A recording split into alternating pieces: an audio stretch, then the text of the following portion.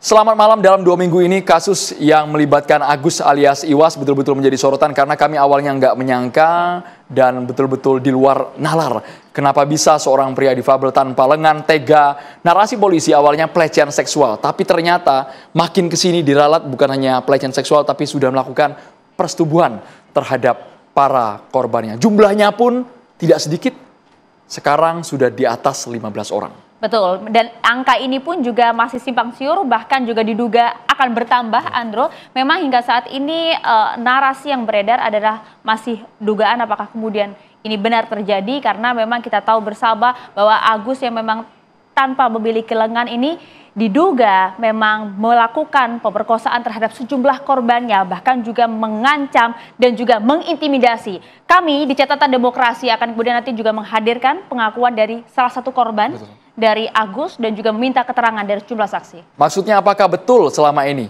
ada kabar juga menyebutkan Agus memperdaya korban hanya dengan kata-kata. Bahkan ada pula konteks yang menyebutkan Agus ini menggunakan sebuah mantra gitu ya? Sehingga wanita bisa luluh hatinya dan mau mengikuti arahan dari Agus alias Iwas. Betul sekali. Kami pun juga akan melibatkan mahasiswa dari Fakultas Hukum Universitas Al-Azhar Jakarta. Minggu ini luar biasa ya teman-teman ya. Yang FYP di media sosial, di TikTok, di IG nama Agus sudah bertebaran. Tapi Agus yang kita bahas dari Mataram, Nusa Tenggara Barat malam hari ini ya. Betul sekali. Nanti kami harapkan teman-teman juga interaktif ya. Bergabung dalam diskusi kami bersama dengan sejumlah narasumber. Dan malam hari ini kami akan mengusut tuntas kasus ini bersama dengan sejumlah narasumber. Dan tentunya juga sponsor pakaian kami dari BHS malam hari ini, Andro. Cerah ya, ini dari Batik Jacquard. BHS, terima kasih banyak yang sudah selalu mendukung program Catatan Demokrasi. Langsung Maria. Langsung saja, kita perkenalan narasumber kami pada malam hari ini satu persatu sudah hadir bersama kami. Ada Ketua Komisi Disabilitas Daerah Provinsi NTB, Bapak Joko Jubadi. Selamat malam Pak Joko. Selamat malam Maria, Sandro. Dan juga kita ingin dengar nanti analisanya bagaimana dari segi psikolog forensik. Ada Bang Reza Indragiri. Selamat malam Bang Reza. Selamat malam, Assalamualaikum. Waalaikumsalam warahmatullahi wabarakatuh. Dan juga tentunya ada penasehat ahli Kapolri, Irjen Pol Purnawirawan Arianto Sutadi. Pak Arianto, selamat malam. Selamat malam, selamat malam. Gara-gara kasus Agus ini awalnya polisi juga kena bully Pak sebenarnya Pak. Tapi lama-kelamaan bukti dan saksinya makin komplit. Kita juga menghadirkan pengamat sosial Universitas Indonesia, Mbak Devi Ramawati. Selamat malam Mbak Devi. Selamat malam Mas. Dan juga Ketua Indonesia Police Watch IPW, Pak Sugeng Teguh. Selamat malam Pak Sugeng Teguh. Malam. Pemirsa, malam hari ini yang spesial kami juga menghadirkan korban di program Catatan Demokrasi, korban yang sudah berinteraksi dengan Agus, yang sempat juga dirayu Agus. Kami menggunakan nama samaran, wajahnya juga kami tutupi untuk menjaga kerahasiaan atas nama Bunga malam hari ini. Bunga sudah tersambung bersama kami, Bunga. Iya. Selamat malam Bunga. Baik ya. Bunga, nanti Bunga bisa cerita panjang lebar, ini suaranya sengaja kami sedikit edit agar betul-betul terjaga identitasnya Maria ya. Kami juga menghadirkan teman korban, ini teman korban pertama dari Agus, temannya ini Mas Anasta Rais Anugrah. Selamat malam. Selamat malam Mas. Ada juga via Zoom, langsung dari Nusa Tenggara Barat, yakni kuasa hukum dari tersangka Agus Iwas, Bapak Ainudin. Selamat malam Pak Ainudin, sudah terhambung sama kami Pak Ainudin, belakangan terus. Semoga Pak Ainudin nanti audionya sejujurnya sekarang belum masuk Pak. Ini sudah masuk Pak audionya Pak, boleh Pak cek? Boleh diaktifkan Pak suaranya Pak? Ya unmute Pak. Audionya boleh dinyalakan Pak? Audionya belum ada, Kami berharap nanti audionya bisa diperbaiki Pak, sehingga apa yang Bapak katakan bisa didengar oleh seluruh narasumber yang ada di sini. Kita boleh ke Mbak Bunga dengan nama samaran yang merupakan korban Agus. Mbak Bunga bisa cerita, Mbak Bunga awal mula kenal dengan Agus alias Iwas ini gimana Mbak ceritanya Mbak? Awal mula ketemu itu di teras di Udayana. Ada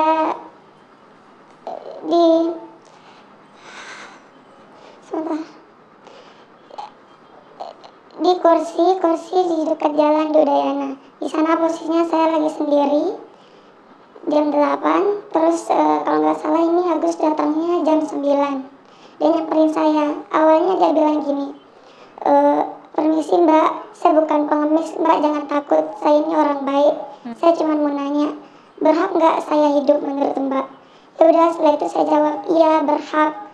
Tapi banyak orang yang ngeliat saya, yang ngebully saya, sampai saya mau bunuh diri.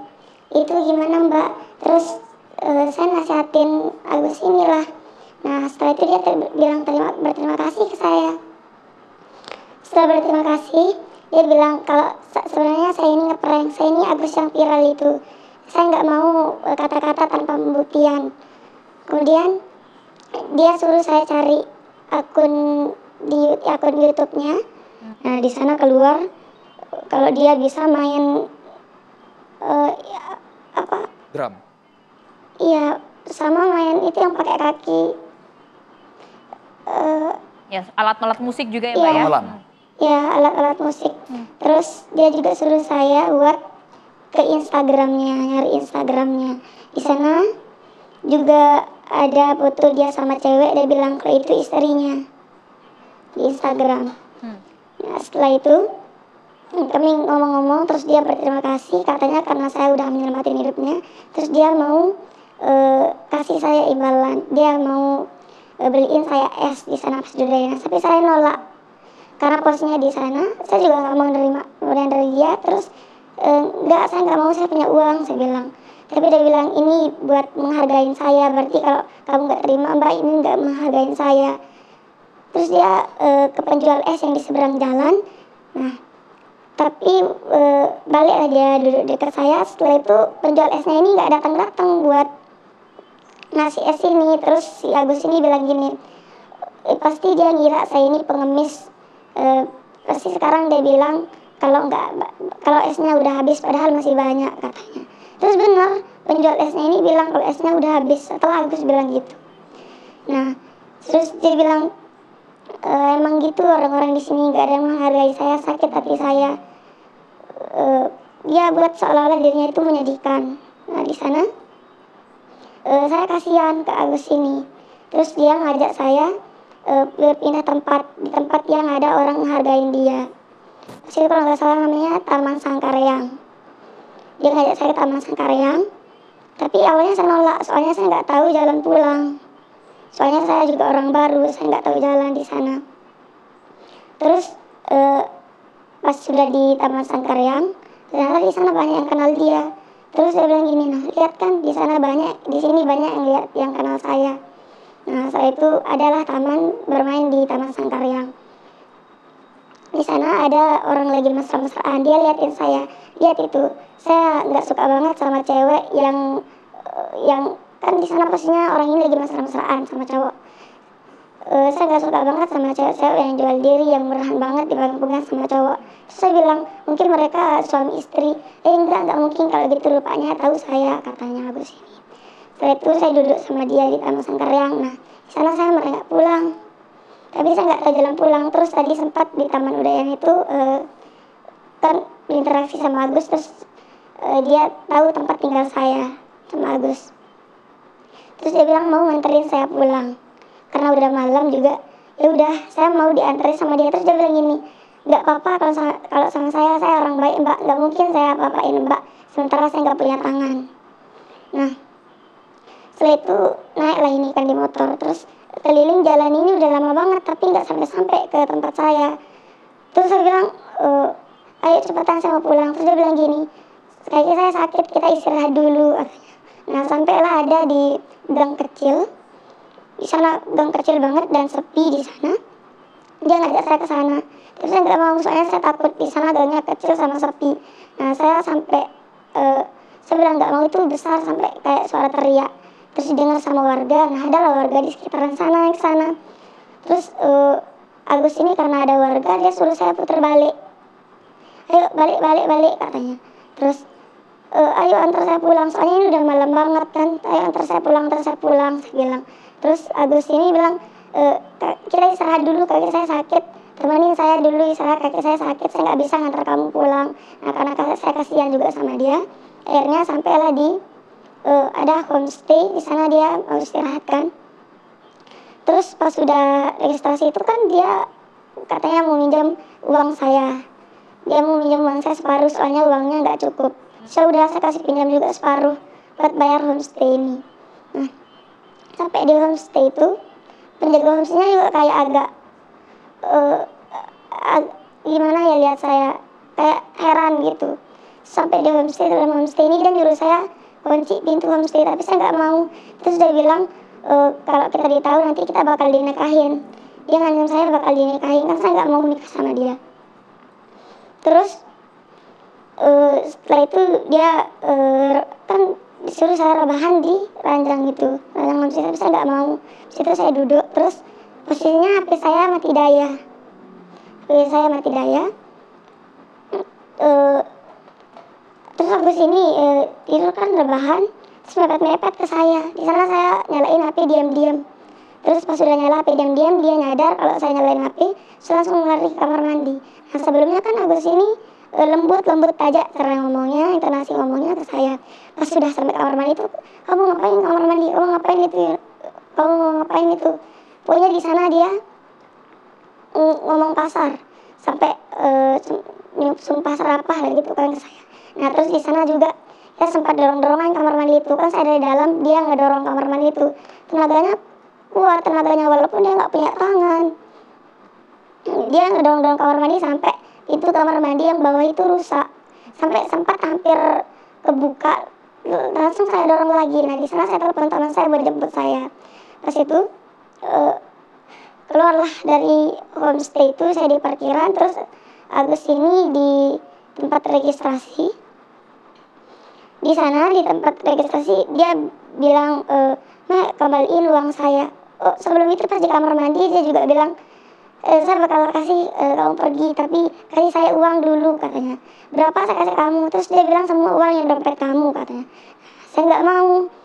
Terus itu dia maksa saya buat kasih dia uang, tapi saya nggak mau. Terus pas di luar homestay ini dia maksa lagi, katanya ini ada CCTV-nya, nanti kamu bakal dilaporin, saya punya keluarga, paman saya polisi, punya, dia bilang gitu. Terus dia tetap nyuruh saya buat ngeluarin uang, tapi saya nggak mau di sana. Sampai pengurus homestay ini, yang penjaganya ini, suruh saya pergi lewat isyarat tangannya. Nah saya keluar lah dari homestay ini, tapi masih di gerbang homestay, soalnya saya lagi nunggu teman saya belum datang. Pas di gerbang homestay itu dia nyamperin saya. Saya takut, terus saya maju nggak jauh dari homestay itu. Terus nggak tahu dia tiba-tiba warga ngurumpunin saya dan ambil kunci motor saya. Setelah diambil kunci motor saya kan saya kaget terus nangis. Nah kebetulan datang teman saya. Sana saya udah nggak bisa cerita, saya trauma. Pas ditanya-tanya sama warga, saya udah nggak bisa cerita. Terus pas ada teman saya ini baru saya bisa bersuara buat bercerita ke teman saya, tapi itu pun nggak selengkapnya.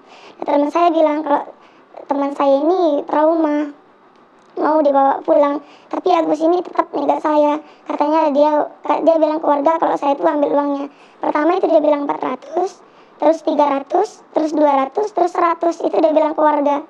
Nah warga ini yang kasih tahu saya, ya udah Mas bawa aja pulang temannya, karena ini dari tadi ngelantur orangnya. Tadi awalnya bilang 400, terus 300, terus 200, baru bilang 100 gitu. Terus saya dibawa balik sama teman saya. Ya, Mbak Bunga, kalau kita dengar memang secara kronologi cukup cepat dan betul ya bahwa memang Agus ini dengan berbagai kata-kata yang cukup persuasif, bahkan manipulatif begitu ya bisa kita katakan. Mbak Bunga di sana tidak sempat curiga di awal, Mbak? Enggak, pas di awal-awal enggak, soalnya saya kasihan. Saya dia pas awal-awal itu kan kayak bilang saya ini nggak punya tangan, nggak ada orang yang hargain saya. Ya, Mbak Bunga pada saat di homestay itu, pada saat sudah ingin melarikan diri, sempat tidak ingin meminta pertolongan kepada orang-orang yang ada di sana, penjaga homestay juga lain-lain? Iya, sempat, tapi nggak bakal bisa. Terus dia juga bilang, homestay ini punya orang Bali, nanti kamu yang kenapa-napa, nanti dinikahin kita. Makanya saya cuma kepikiran ke teman saya aja. Baik, Mbak Bunga, banyak juga pihak yang bertanya, dengan kondisi Agus tanpa lengan, kenapa para korban ini tidak melawan, tidak berani memberontak ketika diperdaya, dimanipulasi oleh Agus. Ini juga Mbak Bunga ini, pemirsa kami tegaskan, ini eksklusif hanya di catatan demokrasi, baru pertama kali muncul di media. Sesaat lagi kami akan kembali pemirsa.